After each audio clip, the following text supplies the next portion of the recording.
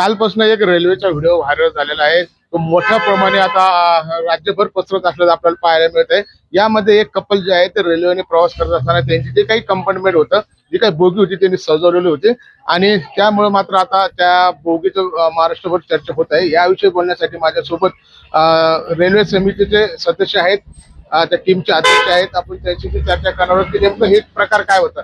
तर काल एक व्हिडिओ व्हायरल झालेला आहे, त्याची खूप चर्चा होते.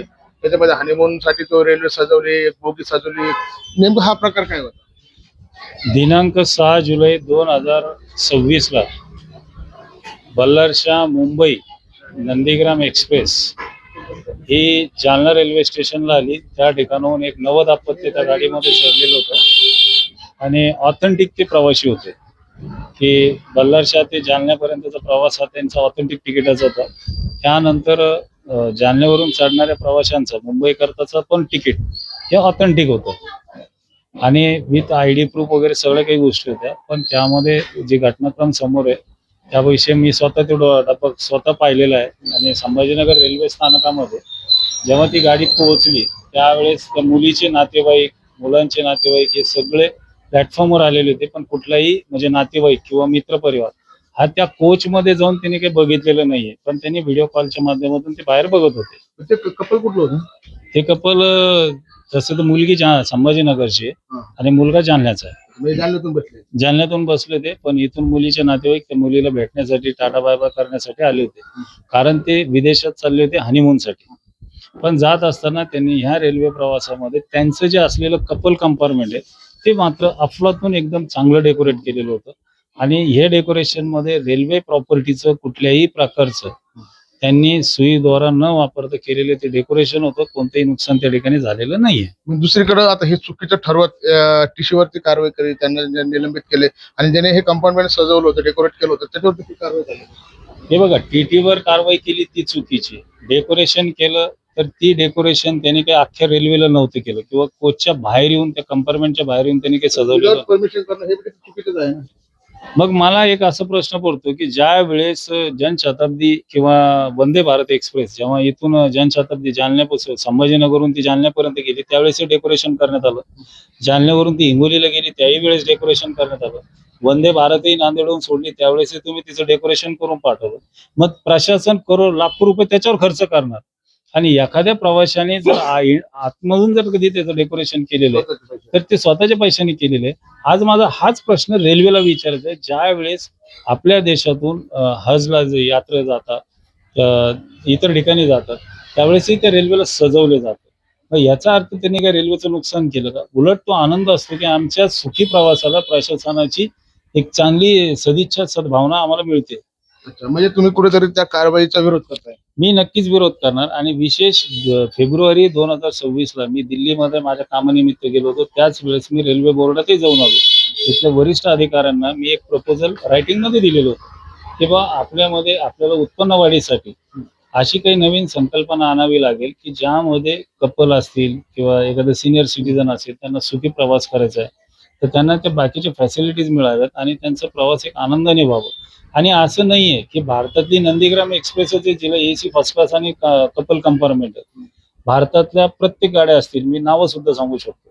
तुम्ही राजधानी एक्सप्रेस घ्या, त्याच्यानंतर शताब्दी घ्या, संपर्क क्रांती घ्या किंवा मेल एक्सप्रेस, या सगळ्या गाड्यांना कपल कंपार्टमेंट आहे आणि कपल त्याच रेल्वेने पुढच्या प्रवासाला जातं. फक्त ह्या कपल कंपार्टमेंट मध्ये डेकोरेशन केलेलं होतं त्यामुळे याची चर्चा झाली.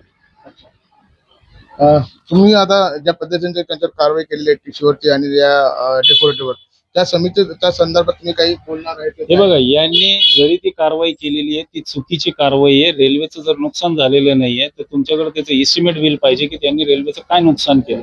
तर रेल्वेचं जर नुकसान झालेलं नाही, उलट एक नवीन संकल्पना भारताच्या म्हणजे प्रत्येक नागरिकांपर्यंत पोहोचली है कि AC कंपार्टमेंट में कपल कंपार्टमेंट है, वो बुक करेंगे यार, उसको अच्छे से डेकोरेट करेंगे, हम अपने हनीमून के लिए बोलो ये यात्रा के लिए हम अच्छे से जा पाएंगे.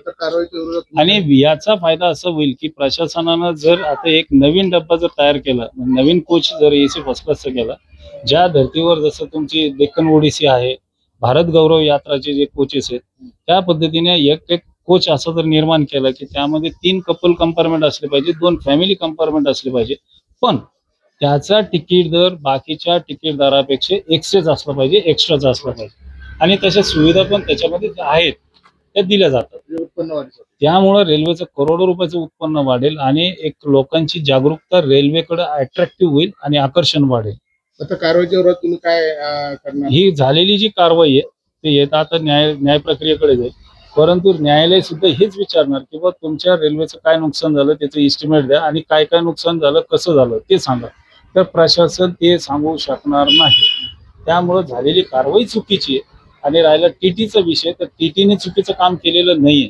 त्यांनी त्याचं तिकीट चेक केलेलं आहे, तपासलेलं आहे. त्याच्यानंतर Aadhaar card, PAN card, driving licence हे सगळं घेऊन त्याने ते तिकीटवर जे आहे नाव तेच प्रवासी या डब्यात आहे का याची तपासणी त्यांनी केलेली आहे. तो काही चुकीचा नव्हता आणि त्याच्यावर झालेली कारवाई प्रशासनाने तात्काळ मागे घ्यावे, अन्यथा रेल्वे सेना टीमला या विरोधात आंदोलन उभं करावं लागेल त्या टीटीच्या समर्थनामध्ये. नक्कीच आपण जर पाहिलं तर जी काही काल त्या रेल्वे संदर्भात कारवाई झालेली आहे, टीसीची निलंबन झालेलं आहे आणि ज्याने डेकोरेट केलं त्याला देखील त्याच्यावरती देखील गुन्हा दाखल करण्यात आलेले. मात्र ज्या पद्धतीने तो व्हिडिओ व्हायरल झाला पूर्ण महाराष्ट्रभर त्या व्हिडिओची चर्चा होते. कुठेतरी ते चांगलं आहे, यापासून रेल्वेने बोध घेतला पाहिजे, रेल्वेचं उत्पन्न वाढीसाठी अशी संकल्पना आणावा अशी देखील या समितीच्या अध्यक्षांनी सांगितलेलं आहे. मात्र जी कारवाई झाली ही चुकीची आहे आणि त्या कारवाईचा यांनी निषेध केलेला आहे. जर त्यांची कारवाई जर थांबवली नाही तर हे त्याच्या विरोधात कुठेतरी आंदोलन छेडण्याचं वक्तव्य देखील सोमानी यांनी केलं आहे. Sanjay Iyer, L S Marathi, Chhatrapati Sambhajinagar.